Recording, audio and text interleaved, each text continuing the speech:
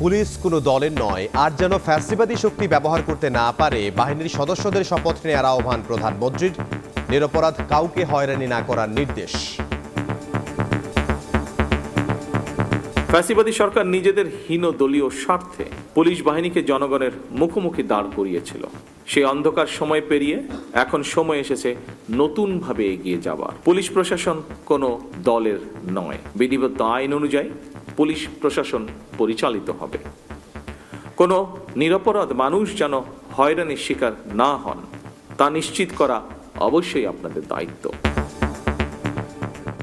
দেখছিলেন প্রধান শিরোনাম। সন্ধ্যার সময় সঙ্গে আছে আমি ইমদাদুল হক।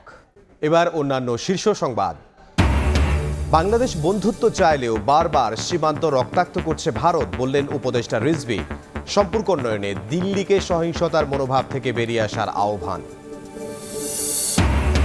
হামে ঢাকায় আক্রান্ত ও মৃত্যু কমলেও বাড়ছে বাইরে। অন্য রোগের অ্যান্টিবায়োটিক কাজ না করায় উদ্বেগ। সন্তানহারা পরিবার প্রতি 2 কোটি টাকা ক্ষতিপূরণ চেয়ে রিট। বাজেটের আকার বাড়ছে প্রায় 1.5 লাখ কোটি টাকা। উচ্চ প্রবৃদ্ধির ধারায় ফেরার লক্ষ্য। অপ্রয়োজনীয় প্রকল্প বাদ দেবে সরকার। সবাইকে অর্থনীতির মূল ধারায় আনতে চান মন্ত্রী।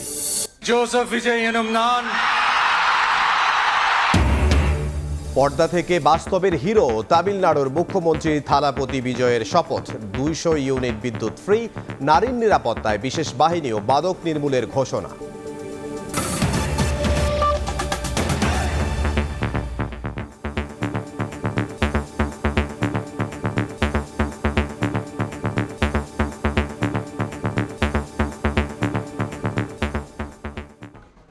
পুলিশকে রাজনৈতিক স্বার্থে ব্যবহার করেছে ফ্যাসিবাদী সরকার।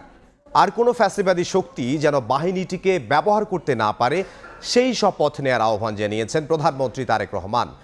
পুলিশ সপ্তাহের অনুষ্ঠানে যোগ দিয়ে শান্তি ও নিরাপত্তায় পুলিশকে পেশাদারিত্বের সঙ্গে কাজ করার নির্দেশ দেন সরকার প্রধান।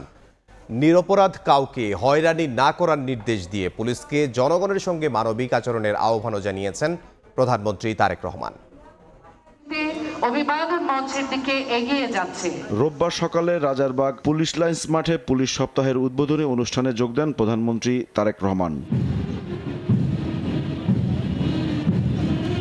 বিভিন্ন কন্টিনজেন্ট ও পতাকাবাহী দলের জাঁকজমকপূর্ণ ও মনোমুগ্ধকর কুচকাওয়াজ পরিদর্শন করেন সরকার প্রধান। বর্ণাঢ্য প্যারেডে গ্রহণ করেন অভিবাদন।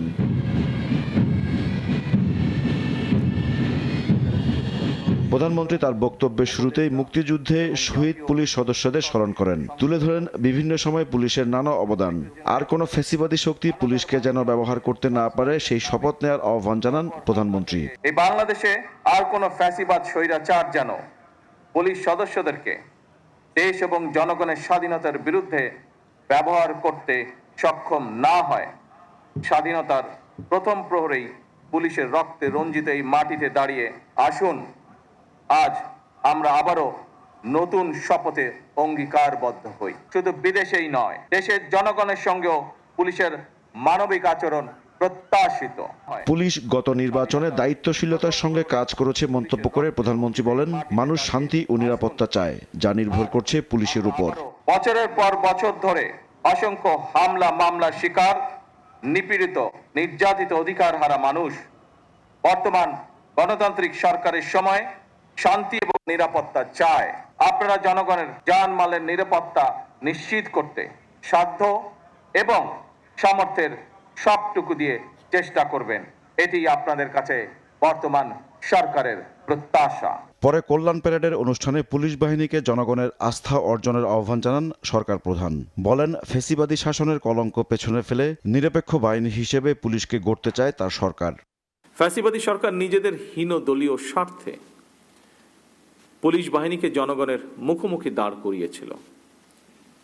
সেই অন্ধকার সময় পেরিয়ে এখন সময় এসেছে নতুনভাবে এগিয়ে যাবার। পুলিশ প্রশাসন কোনো দলের নয়, বিধিবদ্ধ আইন অনুযায়ী পুলিশ প্রশাসন পরিচালিত হবে।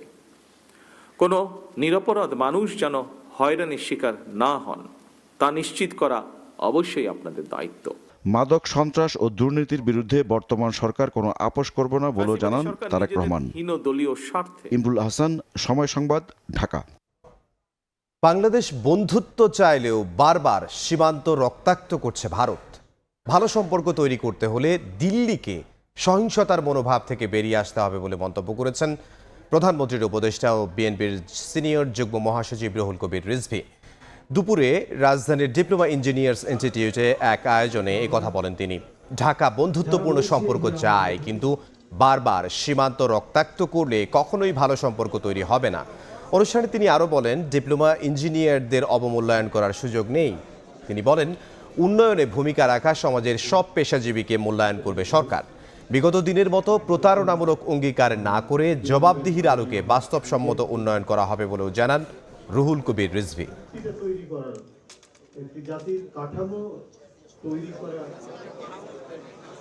বাংলাদেশিদেরকে গুলি করে হত্যা করা হবে কেন সীমান্তে?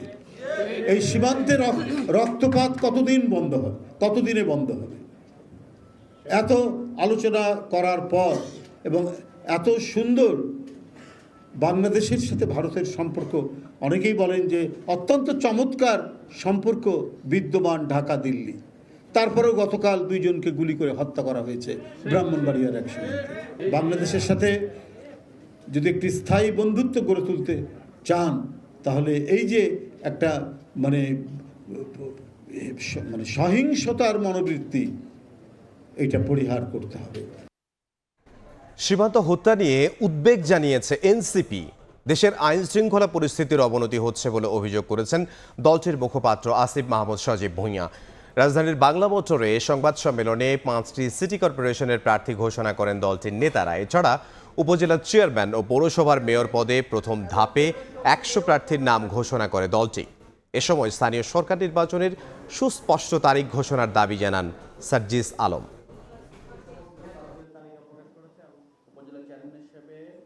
সিটি কর্পোরেশনগুলোতে আমরা আমাদের প্রার্থী ঘোষণা করব। আমরা উপজেলা চেয়ারম্যান এবং পৌরসভা মেয়র পদপ্রার্থী এনসিপি সমর্থিত আমরা প্রাথমিকভাবে ঘোষণা করতে যাচ্ছি। জনগণের নিরাপত্তা এক ধরনের সংখ্যা তৈরি হয়েছে এবং আমরা বিভিন্ন ধরনের আইন শৃঙ্খলার পরিস্থিতি যে ব্যাহত হচ্ছে সেটার বিভিন্ন ইনস্ট্যান্স আমরা সারা দেশে দেখতে পাচ্ছি। আমরা দেখছি যে ইদানিং সীমান্ত হত্যা আবার হঠাৎ করে বেড়ে যাচ্ছে। এটা একটা কনসার্নের বিষয়। আমরা আশা করি যে সরকার সীমান্ত হত্যা রোধে শক্তিশালী ডিপ্লোম্যাটিক অবস্থান নেবে। হামে রাজধানীতে আক্রান্ত মৃত্যু কমলেও বাড়ছে ঢাকার বাইরে আক্রান্ত হচ্ছেন বয়স্করাও। চিকিৎসকরা বলছেন, শিশুর দেহে অন্য রোগের অ্যান্টিবায়োটিক কাজ না করায় বাড়ছে উদ্বেগ। একই ছাদের নিচে শত শত শিশু, অথচ নেই কোনো হইহুল্লোড় আর দুরন্তপনা। বিপরীতে চিৎকার, ক্লান্তি আর নিষ্পাপ শরীরে অসহ্য যন্ত্রণার আর্তনাদ। প্রায় 2 মাস ধরে রাজধানীর ডিএনসিসি হাসপাতালের চিত্র এমন। গত 24 ঘন্টায় নতুন করে ভর্তি হয়েছে আরও 132। হামের চিকিৎসা নিচ্ছেন 450 জনের বেশি। বর্তমানে হাসপাতালে ভর্তি বেশিরভাগ শিশুর কারো না কারো পরিবারের অন্য শিশুর হাম হয়েছে কয়েকদিন আগে।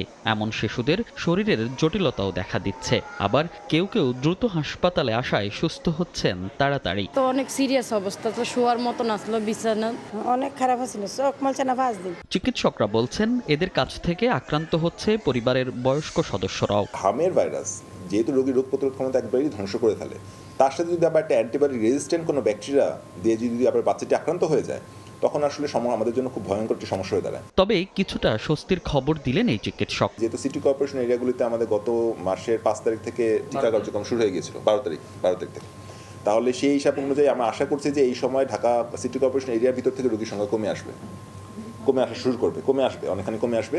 এখন ঢাকার বাইরের সংখ্যা বাড়বে, তুলনামূলকভাবে ঢাকার বাইরের সংখ্যা বাড়বে। চলমান টিকা কার্যক্রমে কোনো শিশু বাদ পড়লে দ্রুত টিকা নেয়ার পরামর্শ চিকিৎসকদের। সেই সঙ্গে গর্ভবতী মা ও শিশুদের পুষ্টিকর খাবার নিশ্চিতেরও তাগিদ দেন তারা। মনির হোসাইন, সময় সংবাদ, ঢাকা। সন্ধ্যার সময় আরও থাকছে। গ্রামের মধ্যে পিকআপ নিয়ে ঘোরাফেরা, জিজ্ঞাসাবাদের মুখে পালিয়ে যাওয়ার চেষ্টা, গরু চোর সন্দেহে গণপিটুনিতে গাজীপুরে নিহত 3, গাড়িতে আগুন। কম গুরুত্বপূর্ণ ও উচ্চাভিলাষী প্রকল্পগুলো বাদ দেবে সরকার। এবার বাজেটে স্বাস্থ্য ও শিক্ষা খাতের উন্নয়নে বরাদ্দ বাড়ানো হবে বলে জানিয়েছেন অর্থ ও পরিকল্পনা মন্ত্রী। পিকেএসএফ আয়োজিত অনুষ্ঠানে তিনি জানান, সব শ্রেণী পেশার মানুষকে মূলধারার অর্থনীতিতে নিয়ে আসতে কাজ করছে সরকার। জিডিপির প্রবৃদ্ধির ধারায় দেশের মানুষের মাথাপিছু আয় বাড়লেও উচ্চ আয় বৈষম্যের কারণে উন্নয়নের সুফল পুরোপুরি পান না মধ্যবিত্ত থেকে প্রান্তিক মানুষ। রোববার রাজধানীর আগারগাঁওয়ে পিকেএসএফ ও বিশ্বব্যাংকের উদ্যোগে রেস প্রকল্পের দ্বিতীয় পর্যায়ের কার্যক্রমের উদ্বোধনী অনুষ্ঠানে উঠে আসে এই প্রসঙ্গ। এতে অর্থ ও পরিকল্পনা মন্ত্রী জানান, অর্থনৈতিক গণতন্ত্রের মাধ্যমে পিছিয়ে পড়া জনগোষ্ঠীকে মূলধারার অর্থনীতিতে যুক্ত করতে কাজ করছে সরকার। শুধুমাত্র রাজনীতিতে গণতন্ত্র থাকলে তো চলবে না, এই জন্য আমাদের স্লোগান হচ্ছে অর্থনীতিকে গণতন্ত্রের করো। বাংলাদেশের প্রত্যেকটি নাগরিকের বাংলাদেশের অর্থনীতিতে অংশগ্রহণ করার একটা অধিকার আছে। কম গুরুত্বপূর্ণ ও উচ্চাভিলাষী প্রকল্পগুলো বাদ দেওয়ার পরিকল্পনার কথা জানান মন্ত্রী। আমাদের 1300 প্রজেক্ট প্ল্যানিং কমিশনে আছে, আমরা অনেকগুলো প্রজেক্ট বাদ দিয়ে দিচ্ছি। আমাদের আউট অফ পকেট এক্সপেন্ডিচার নিজের স্বাস্থ্য সেবার জন্য আফগানিস্তান চেয়ে বেশি, কিন্তু সেটা লজ্জাকর ব্যাপার। এদিকে রেস প্রকল্পের মাধ্যমে নারী উদ্যোক্তা সহ 2 লাখ তরুণকে প্রশিক্ষণের আওতায় আনার পরিকল্পনার কথা জানানো হয় দ্বিতীয় পর্যায়ের কার্যক্রম উদ্বোধনীতে। 85% employment is in the informal sector. Building না বানিয়ে, ক্লাসরুম না বানিয়ে, ঘনঘটা করে কি বলবো সভা সমিতি না করে, you are doing it silently. 2030 সালের মধ্যে প্রকল্পের আওতায় সরাসরি উপকৃত হবেন 4 লাখের বেশি উদ্যোক্তা। অগ্রাধিকার দেওয়া হবে পিছিয়ে পড়া জনগোষ্ঠী, জলবায়ু ঝুঁকিপূর্ণ এলাকার তরুণদের। তোফাজ্জল হোসাইন, সময় সংবাদ, ঢাকা। গাজীপুরে গরু চোর সন্দেহে গণপিটুনিতে 3 জন নিহত হয়েছেন। বিক্ষুব্ধ জনতা আগুন দিয়ে পুড়িয়ে দিয়েছে তাদের সঙ্গে থাকা পিকআপ ভ্যানটিও। ভোরে কালিয়াকৈর উপজেলার ফুলবাড়িয়া ইউনিয়নের বাঘচালা গ্রামে এ ঘটনা ঘটে। রোববার ভোরে কালিয়াকৈর উপজেলার বাগচালা গ্রামে গরুচোর সন্দেহে গণপিটুনিতে নিহত হন 3 জন। আগুন দেয়া হয় তাদের সঙ্গে থাকা পিকআপে। স্থানীয়রা জানান, সপ্তাহখানেক আগে এলাকাটিতে গরু চুরির ঘটনা ঘটে। রোববার ভোরে 10-12 জনকে 2টি পিকআপ নিয়ে ঘোরাফেরা করতে দেখলে সন্দেহ হয় গ্রামবাসীর। জিজ্ঞাসাবাদের জন্য ডাকা হলে পালিয়ে যাওয়ার চেষ্টা করে দলটি। গ্রামবাসী ধাওয়া করে একটি পিকআপ থেকে 3 জনকে আটক করে জিজ্ঞাসাবাদ করলে কথাবার্তায় অসঙ্গতি পাওয়া যায়। এ সময় পিটুনি দিলে ঘটনাস্থলেই মৃত্যু হয় তাদের। খামারিদের খামারে গরু চুরি করার জন্য আসছিল। বাগচালা গ্রামে একজন ধরা হয়, আর এখানে 2 জন, বাগচালা গ্রামে 2 জন ধরা হয়। পরে খবর পেয়ে ঘটনাস্থলে পৌঁছায় আইনশৃঙ্খলা বাহিনী। 3 জনের লাশ উদ্ধার করে শহীদ তাজউদ্দিন আহমদ মেডিকেল কলেজ হাসপাতালে নেয়ার পর পরিচয় মেলে তাদের। নিহতদের মধ্যে আজহার পাশের এলাকার বাসিন্দা, কৃষ্ণের বাড়ি সিলেট, আর সেলিম পটুয়াখালীর বাসিন্দা। গরুর ঘরের সামনে তারা যখন চোর দল যায়, উৎসুক জনতা গণপিটুনি দেয়। পরে আমরা পুলিশের মাধ্যমে হাসপাতালে নিলে পরে মৃত্যু ঘোষণা করে। গণপিটুনির ঘটনায় নিহত 3 জনের বিরুদ্ধেই একাধিক ডাকাতির মামলা আছে বলে জানিয়েছে পুলিশ। সময় সংবাদ, গাজীপুর। নারায়ণগঞ্জ সিটির সাবেক মেয়র সেলিনা হায়াৎ আইভীকে 10 মামলায় হাইকোর্টের দেয়া জামিন বহাল রেখেছেন আপিল বিভাগ। অন্যদিকে মিরপুর ও রমনা থানার জুলাই হত্যার 2টি মামলায় সাবেক সংস্কৃতি মন্ত্রী আসাদুজ্জামান নূরকে জামিন দিয়েছেন হাইকোর্ট। প্রধান বিচারপতির নেতৃত্বাধীন আপিল বিভাগ সেলিনা হায়াৎ আইভীর জামিন বহাল রাখার আদেশ দেন। 2025 সালের 9 মে নারায়ণগঞ্জ শহরের দেওভোগ এলাকার বাসা থেকে তাকে গ্রেফতার করা হয়। এরপর বিভিন্ন মামলায় গ্রেফতার দেখানো হয় আইভীকে। এছাড়া আসাদুজ্জামান নূরের জামিনের আদেশ দেন বিচারপতি KM জাহিদ সরোয়ার কাজল ও বিচারপতি শেখ আবু তাহেরের হাইকোর্ট বেঞ্চ। 2024 সালের 15 সেপ্টেম্বর রাজধানীর বেইলি রোড থেকে তাকে গ্রেফতার করে পুলিশ। নারায়ণগঞ্জের ফতুল্লায় বাসায় গ্যাস লিকেজ থেকে বিস্ফোরণে 3 সন্তান সহ স্বামী স্ত্রী দগ্ধ হয়েছেন। স্বজন ও প্রতিবেশীরা জানান, ফতুল্লার গিরিধারা এলাকার একটি বাসার নিচ তলায় ভাড়া থাকতেন কালাম সাইমা দম্পতি। সকালে সেই বাসায় হঠাৎ বিস্ফোরণে আগুন ধরে যায়। আশপাশের লোকজন তাদের উদ্ধার করে জাতীয় বার্ন ইনস্টিটিউটে ভর্তি করেন। চিকিৎসকরা জানান, তাদের শরীরের 95% পর্যন্ত পুড়ে গেছে। সবার অবস্থায় আশঙ্কাজনক। এ পর্যায়ে শীর্ষ সংবাদগুলো জানিয়ে দিচ্ছি আরও একবার। পুলিশ কোনো দলের নয়, আর যেন ফ্যাসিবাদী শক্তি ব্যবহার করতে না পারে শপথ নেয়ার আহ্বান প্রধানমন্ত্রীর। নিরপরাধ কাউকে হয়রানি না করার নির্দেশ। বাংলাদেশ বন্ধুত্ব চাইলেও বারবার সীমান্ত রক্তাক্ত করছে ভারত, বললেন উপদেষ্টা রিজভী। সম্পর্ক উন্নয়নে দিল্লিকে সহিংসতার মনোভাব থেকে বেরিয়ে আসার আহ্বান। এবং হামে ঢাকায় আক্রান্ত ও মৃত্যু কমলেও বাড়ছে বাইরে। অন্য রোগের অ্যান্টিবায়োটিক কাজ না করায় উদ্বেগ। সন্তানহারা পরিবার প্রতি 2 কোটি টাকা ক্ষতিপূরণ চেয়ে রিট।